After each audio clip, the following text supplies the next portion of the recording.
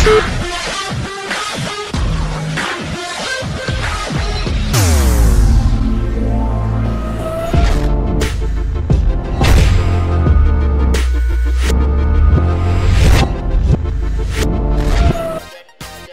to another edition of Celeb Select, and today we're filming from the gorgeous location of Le Chateau Brasserie Belge. Now I'm here with LEILA KAYONDO, musician extraordinaire, yeah, fashionista, good to see you, fellow foodie, yeah. Good to see you. I'm so glad I'm here. Oh, thank you to for talk coming. to you, share so many things. Me and you are really foodies, so I have been seeing your posts. I'm actually thinking we need to get in the kitchen together one of these days. We should. Good to see you, Crystal. Welcome. I'm glad I'm here to talk to you, and of course this is a very beautiful place. It is gorgeous, isn't it? Yes. First, I want to ask about your skirt though. You are rocking a red, like leather almost skirt. Like when I got here, like, oh, we're both I know, we're both in red. Yes, so I just wanted to keep it casual, just a red leather skirt, some sneakers down there, and then a t-shirt. So what's your go-to? Like, you know, what is your most comfortable style that you always go to? It depends on my moods. Depends on the day. So I'll look in my clothes. I'm like, today I feel like I should wear heels because I'm in the high mood, and of course the next day I'll say I'm not feeling well, wear my sandals. So it depends on my mood. It depends on your mood. Yes. So you wear sandals or sneakers anything, or heels, depending. Anything comfortable. Okay, fine. All right. So have you always been a fashionista, or were you as a little girl? No, I don't remember loving fashion when I was young. I just started loving fashion because people started liking what I wore when I started even doing music. Like not really when I joined music, because when I joined music with the Dream Girls. Yes. But then when I quit the Dream Girls and started my solo career, that's when I noticed being in the newspaper, people comparing me to other big artists, and then every time people asking me where I bought this and this and this, that's when I'm like, oh, so I'm really good at fashion. So now I'm into fashion. I even have a fashion store. Yes, I know you have a boutique, and and probably you actually represent a lot of what your style and what is in the boutique as well. Okay, but just take us back to little LEILA. LEILA. What kind of child were you? I was that dark, stubborn, small girl in school, but I knew I loved singing. I never knew I would take it professional, no, but I used to sing anywhere. Like I happened to go, yes, I come from a Muslim family, but I happened to go to Christian schools. Okay. So in those Christian schools, you happen to find church and all that, then you sing. So that's when I started really getting the love for music. Okay. So in school I used to join all the church choirs, and I wanted to be a chorister in every song that they brought to the table. So I started singing when I was young. Yes, I sang at home there and then when I'm doing housework, mopping the house. And then I remember my young sisters and my parents telling me, please keep quiet, we're still sleeping, or don't sing. Okay. But I've always loved music. So in school I sang in there and there. Anywhere I would hear the drums, I would run to where I would hear the drums. So your family wouldn't be surprised. I mean, if someone would say, "Did you think she was going to become a musician?" What would they say? I remember one day I invited my mom to but one of the school competitions, and then she saw me dancing traditional dance, Maganda. Then I happened to see her in the audience clapping and so happy. I'm like, oh, so she really loves this. She's proud of me, and that's when I'm like, okay, I'm doing this. That was like in primary, like P6 or P5, P6.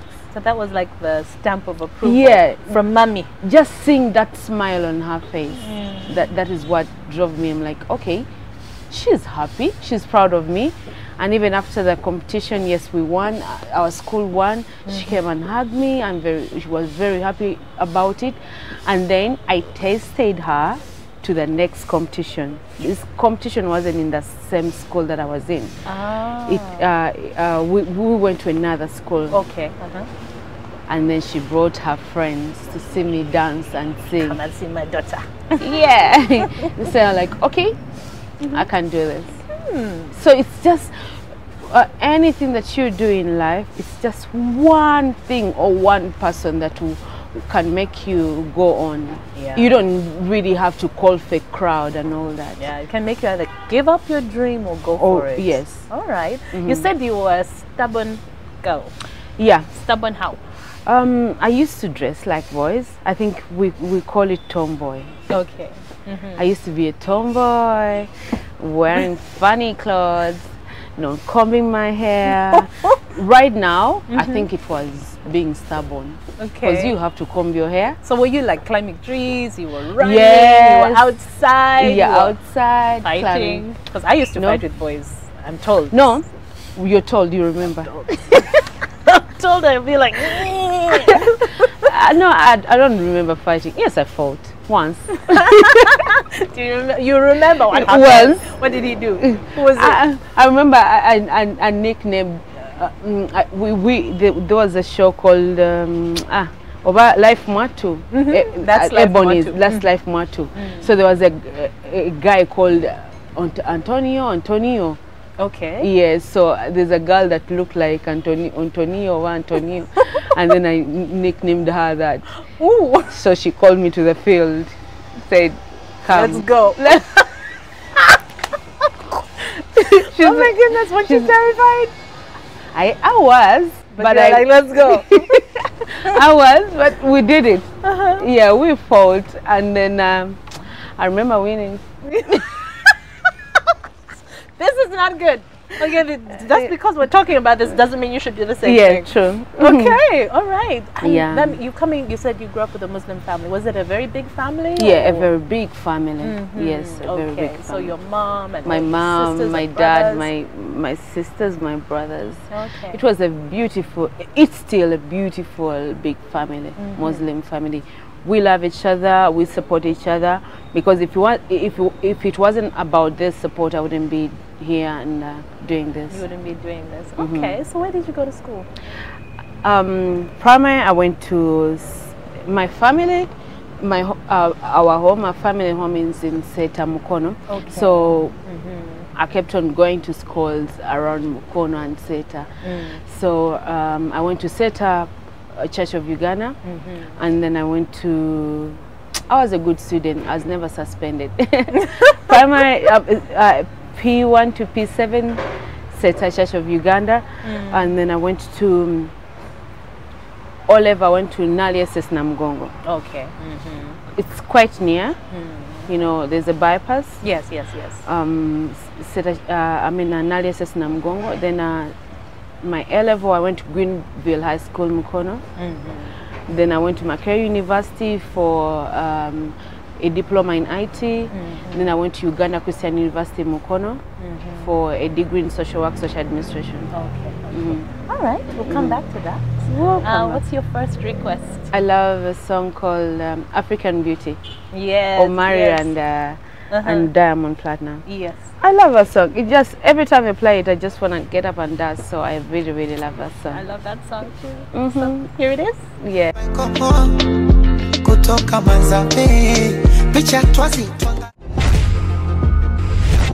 It's Celeb Select, and I'm chatting with LEILA Kayondo today. She was revealing how back in school she called someone a name and they're like, we go to the field. And she remembers that she won, no less. So you're no joke. No joke. Are you the kind of person who, you speak up when you're upset about something, if you don't like something? I never, one thing I learned in life, you don't keep anger. So you let it out. So any time that I feel something is good, I'll talk about it. And when it's bad or worse, let's talk about it, let's face it and get done with this. Okay. Why keep it? Well, some people, No, I don't keep it. I'll tell you, I'm like, Crystal, let's talk. Let's meet at La Chatre. What's up? You did this. Let's finish this. Now, you were saying you graduated from UCU? Yes. Did you enjoy school? Did you ever feel, because I've spoken to a lot of musicians who got to some point and they almost wanted to give up. I enjoyed school when I was young, like I told you, singing there and there, primary, secondary, but I didn't enjoy my university. That's because that's when I joined music. That's when I joined the Dream Girls. And you joined the Dream Girls through a competition?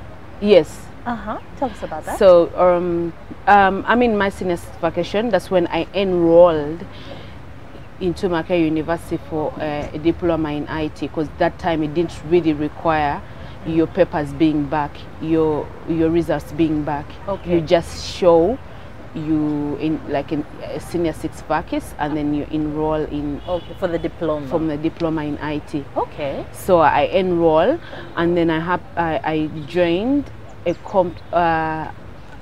competition, a singing competition. It used to be called Supergirl. It was on Record TV. So I go there. Of course, I'm passing time, and of course, because I know I can sing, everyone is convincing me that I can sing. My parents, my mom, and then my OGs from senior 6. So I joined. Of course, I didn't win, but I was one of the runner-ups. Okay. So I lost, and I still go back to do my diploma at Makerere University. So that's when I met Mr. Eddie Owe. Okay. It was by coincidence. He came to Makerere. I don't remember exactly what he came to do, but someone mentioned and said, "Oh, that's Bobby Wine's brother, Eddie Owe." I'm like, "Where is he?" He's there standing at the canteen. I'm like, I go there. I went to talk to him. I'm like, "How are you?" He looked at me. and I said, "They told me you're Eddie Owe." He said, "Yes, I'm Eddie Owe." He said, "Okay, they told me you have a singing group of girls called Dream Girls." Yes. I told him, "I can't sing." He looked at me and went back to the person he was talking to. I told him, I said I can sing. Okay. Like, do not ignore me now. Then he said, "Okay, sing." I just opened my mouth and started singing. Right there? Yeah. Wow. Okay. Confidence 100. Yeah. I started singing. I remember I sang some song called, a gospel called "My Redeemer, I know my Redeemer lives." He looked at me like, okay. Okay. She's not just saying it. She means it. Then he said, "Come to the studio tomorrow." I'm like, "Where's your studio?" He said, Chira Road, Kamocha. The next day I just went and dressed and went with my friend. My OG that I was with that time was staying the same hostel at Makerere University.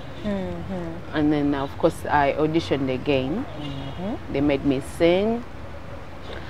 And then I left with a costume and the next show. Wow. So you're like, I want this, I'm going for it, and I'm going to grab it. Yeah. You know, that's a lesson to so many girls who are like waiting to be discovered, they're too timid to speak up. You decided to just go and get it. Yes. Well done, good for you. And from that day, I am a musician from that day. Okay, all right. Yeah. You approached a perfect stranger, and so many people are too timid to do that, or maybe not even confident enough. Self-confidence is really important in life. You have to face it. You want it, you face it and go for it. So have you always been confident, or did something happen to build it for you? That's why sometimes I think that people are made for something. It doesn't really just come on a silver plate. You might be a shy girl, but then you want to be a TV presenter like you, or TV personality or radio personality. You go for it. I don't think you knew you'd be Krista Newman. No, not in the beginning. Yeah, not in the beginning, but some things just come natural. God wants you to be that, and you're gonna minister that.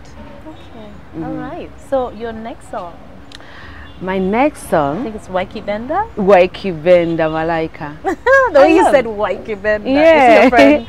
I know, it's a beautiful song. Who wouldn't like that song? Just the title, Malaika, makes every girl think that she's a Malaika.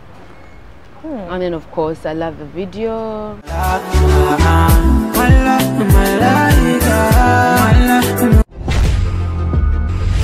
We're at Le Chateau Brasserie Belge today, and I'm chatting with LEILA KAYONDO on Celeb Select. You were talking about how you joined the Dream Girls, and you said that was just around the time you were also at university at the same time. Yes. Okay, how were you balancing the two? Was it demanding? It wasn't easy. Or it wasn't easy. Did you have to all live together in one place? Yeah. So you had to I had to leave my hostel and go join the girls. Okay. Where I was staying. But it wasn't easy because like I had to run to school the same time that we had to be in studio. The same time I had to go for shows. So it wasn't easy, to the point where my mom questioned whether I would really juggle the two, and told me to quit. But I had to prove to her that I loved both music and education. So how did you do that? It wasn't easy, like I told you. It wasn't easy. I would have fights with the girls because I'm not there when they need me. At the same time, I would have to do my coursework late. But I had to fight for both. I had to fight for both. At the end of the day, it's about the determination. So I had to prove to the girls that I'm not here to waste their time. That you were committed, even though you had school, you were still committed. And at the same time, I had to show my lecturers and my work, the exams and the courseworks that I had to. The good thing with the university is that you have to pass the exam. They don't really care whether you come to class or not, but you have to pass the exam. Okay. So this was when you were doing the diploma? No, the diploma was really short. I don't know. Okay, so you finished that, and this was now at UCU. UCU, yes. Okay. Yeah, but I was a UCU Mukono. But then I went to the administration. I asked to be transferred to Kampala campus. I was trying to understand, how are you doing that then? Because you had to be in town, right? Yeah, I was lucky that they had to put a Kampala campus at it's around Lubiri. Oh, yeah. Okay. So, all right. They had to change me. There was a process there, and they changed me to Kampala campus. Okay, so no retakes. You didn't take of like course an I extra had them. year. Oh, please leave me. Okay. Honesty. Thank you. But you finally got there. I got there. Okay. Did you have to take like an extra year or two to finish? No. I remember I had like 2 retakes, but I took them from Mukono University. That's where the hard part came in. Oh. Yeah. Okay, how did that happen? This was still, you're with Dream Girl? Yeah. Because so now you had to go for lectures? You go to lectures in Mukono and then you run back to Kampala. Life is a hassle, baby. How long were you with Dream Girls? From 2007 to around 2009. Okay. Yes. What are your best memories of that time? I had the best memories in life. First of all, if it wasn't over Dream Girls, I don't think I would have be singing now.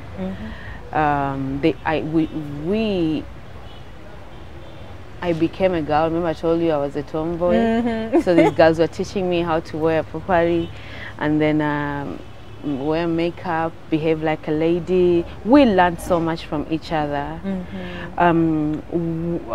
When you start to sing, you really literally know little about music.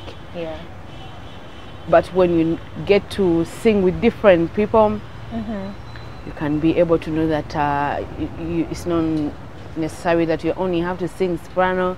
You can sing alto, tenor, and all that. You learn from each other. The discipline, the love, the friendship, a lot of memories. What are the worst memories of that time? The worst memories came with the fame now. Okay. They came with the fame. Because you used to just being you, no one noticing you, and now everyone is noticing you. They're criticizing so many things about you, privacy, and of course joining Dream Girls as still a young girl, and and all the girls were still young there, because we're 3 girls, me, Rena, and Anita. You're still young, you're learning so many things, the small fights, and then you have to keep up with the parents. Okay. So there's so many challenges. I know. Music is like any other business. Except the whole world is watching you. It's just that Other businesses you can hide. You can your hide drama. them, but being a celebrity and a musician, everyone is watching your state. Yeah, Are you still the friends? privacy. Everyone that has their privacy, that people don't even get to know about their dirt and mud, should be so happy. No one, you don't know the pain that artists go through, knowing that everything they do is noticed. Yeah, that's true. People take things for granted. People take things Are for you granted. still friends? With the girls? Yes. Yes, we're friends. Okay. Like I told you, we fought, but we're still young. We grew up and noticed that these are small fights that we had before, and then we should grow up and talk about them and move on. So I'm friends with the girls now. You're friends with the girls now. Oh, good. That's nice. I'm going to ask you for your third song now. Do you remember what your third request is? My third request should be Sauti Sol, right? Yes. Melanin. Ugandan. I call myself a guy melanin because I paint myself to be a melanin. I love myself. I just noticed, Crystal, that if you don't love yourself, how do you expect someone else to love you? What do you mean you paint yourself? You said you paint yourself. I paint. Like I paint. Have you ever worn makeup when you feel like you want to look good? Okay. So I paint myself to be a melanin. Okay. I wake up every day to love myself. I know that I am a special gift that I should be. So like every morning you say affirmations that you're special. Every morning, whatever I'm going through, I'll just stand in my mirror and I'm like, I am LEILA KAYONDO, and I have to be strong whatever I'm going through. I have to love myself, believe in myself. So by the time you come and tell me I am beautiful, I already know that I am beautiful. Okay. And you cannot convince me that I am ugly. I like. Okay, here's Melanin. Well, this is Sauti Sol. But the ranking work best, y'all. Watch this. I was looking at your tattoos. How many do you actually have? If I remember, 1, 2, 3. I have 5 tattoos. 5 tattoos. Yes. Okay, when did you get your first one? If I could remember, it's when I started doing music. I believe doing these tattoos or having even a piercing, it's just a life stage. Yeah. You're growing up, you start admiring other people, admiring things that other people do. So these tattoos are just part of my growing up. Your story. Probably my story, my life story. Because like this one is a music tattoo. Yes, yes. I have stars here. I don't know if I was in this position in life that I'm in now, that I'll be having tattoos. Sometimes I would regret having them. Okay. But like I told you, it's just a life story, growing up and knowing what you want and what you don't want. But sometimes I embrace them because this is a flower, these are stars. They represent maybe probably what I was feeling at that particular time. So but my first tattoo was when I started doing music, because of course I used to look symbol right there. there. Because I used to look at other artists and I'm like, okay, I would also have a tattoo. But it's just a life story. I wouldn't even advise someone who doesn't really feel like having a tattoo to have it. It's not really, it's not like a dope thing, like a dope thing that you really have to do it. It's just a feeling. Sometimes people even have tattoos just to heal the pain, the inner pain they have inside. Yeah. So I had my first tattoo at campus, first year. That was like around 2011. No, I mean 2009. Okay. And I kept on having them. Don't be shocked if I have another one. It depends on how you feel. I was about to ask you that, because the people I know have tattoos say it's not addictive, but like when you get one, you have to get another. Yeah, I think it gets addictive. It is. Yeah, it gets addictive. But I don't advise anyone there that has not had one to have one. Yeah. You have to have It's it. up to that person. It's about, yeah. So when did you decide to go solo and focus on your own career? That was around 2010. 2010. Yeah. Was there something that happened? I'm really confusing the years because I mean years have really gone by. It's okay. Yeah, but I think it was around 2011. Okay. We just had our first international show. We had a show in UK. Okay. The first time the girls had to fly out to go and do a show with a Frigo band in London, and then we were there. We're fine, but by the time we came back, everyone was on a different page. Wow. So we actually sat, the three of us, me, Rena, and Anita, and said that we wanted to go solo. Not really go solo, but we wanted to quit. So you sat down and actually agreed. It wasn't one person who was like, I'm leaving. Yeah. Okay. Actually, Rena brought it up thinking she was the only person ready to leave. Who was feeling that way. Yeah, and then we were like, yeah, I also feel this. We should leave. We should quit. And actually, people thought that we broke up on a bad note. We even actually sat down with Mr. Eddie Away and told him we were ready to leave. I know he thought it was a joke. I think he thought it was a joke, but the next day we didn't go back to the studio because it was a routine that we go to the studio every day. Yes, yes. Every day of our lives we had to go to the studio 1 hour. It was like you go and register that you've been at work. Yeah. So the next day we didn't go back up to now. Wow. Yeah. Well, it's nice that you're all on the same page. And we're on the same page. Yes, we tried to come back. You know, life challenges. You think I should go back home because it was home. But then every time we go there, I would feel empty and then leave again. Okay. So I think, to me, what that told me that everything happens for a reason, and at its own time. Once God decides that it should go apart, it has to go apart. Okay. Was it scary going solo?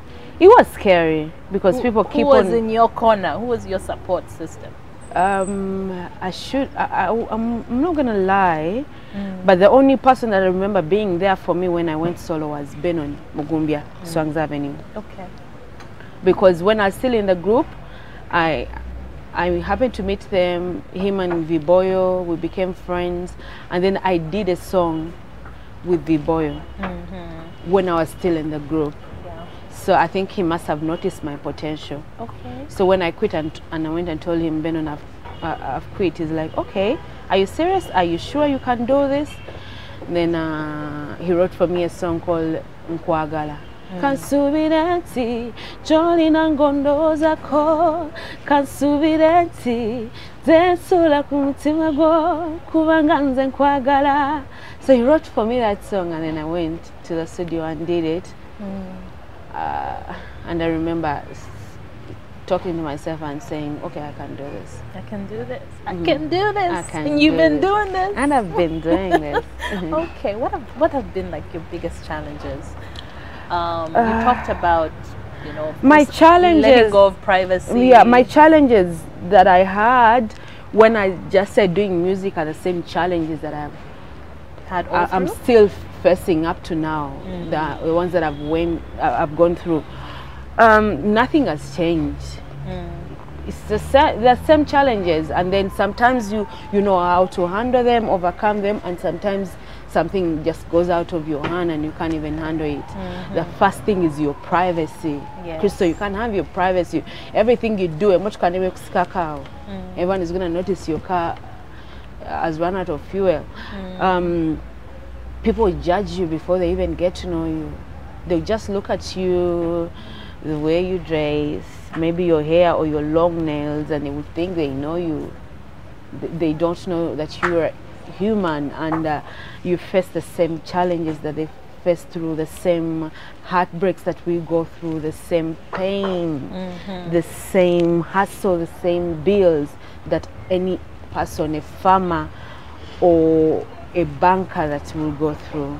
So it's how people judge me, or I judge other female artists or artists. And of course, I would want one day to walk to town without being noticed. I go to Nakasera and buy my tomatoes, come and cook my food. I don't want any border guy to call me Leila. I wish one day I just walk and go and to Nakasero and buy my tomatoes, but you don't have that. Sure. And people don't even treasure that. The ones that have that life. Yeah. Now, one of the things you just said is that, you know, you go through things that so many other people go through. And one of the things that so many other women go through is sometimes being in relationships and abusive relationships. Yeah, thank you. And you've been there. I've been there. How are you handling that? How did you overcome it? Because, like you said, no privacy. We were reading about it. We're hearing about it. You spoke about it. Did you ever see yourself being with a partner who would, you know, hurt you? Yeah, I thought, growing up, I thought being loved is loved. Like you're loved, like you find a boyfriend or a man that wants to marry you. I thought love was love. I love you, you love me. Let me give you an example. People fight, yes, people fight. But if you love someone, you're able to sit down and even talk about your differences. I'm like, Crystal, you've wronged me. You're supposed to say sorry, apologize. That's in case if you want to be on the same page with me or still be my friend. Yes, I'm not saying that relationships are supposed to be perfect, no. Yeah, it's like any other thing that will go in life.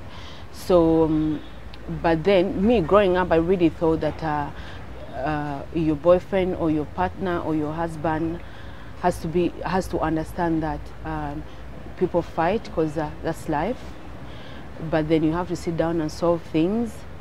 But then going back to the same issue that we've been talking about ever since we sat here is that being a celebrity or being a musician, people are not going to understand. They're going to judge you according to what is going to. I might have a small fight or a big fight with my partner, go to the police to settle it because I've failed to settle it back home or back where we live. But then you're going to conclude, oh, Bamukubye, she's bad. She's a bad person. They call you all sorts of names. But then we go back to the issue that I am not the only person this thing has happened to. People have faced the same situations, but probably for them, their situations are solved separately, but mine is in the public. Okay. Yeah. All right. So whatever happened to me, domestic violence and everything, yes. I am not even angry about it anymore. I'm not even sad that it happened. I'm only mad that people made it so assume like those things don't happen in their life. It only happens to artists' lives. I think one of the probably the pressure that you also felt is a lot of people, like you said, are judging you. Yeah, and true. they were watching you, and they're saying, but you know you're a role model if you accept it, or if you this, or if you that. While they're in their bedrooms drying their tears under the pillows and they're judging me. Yeah, yeah. So if you were to go back, would you do anything differently? If you had the chance to go back, would you do anything differently? No. No? No, I just believe that it had to happen. Maybe it was just a life lesson for me to grow up and stand on my own. Maybe I even inspired some women to come out and say no to domestic violence.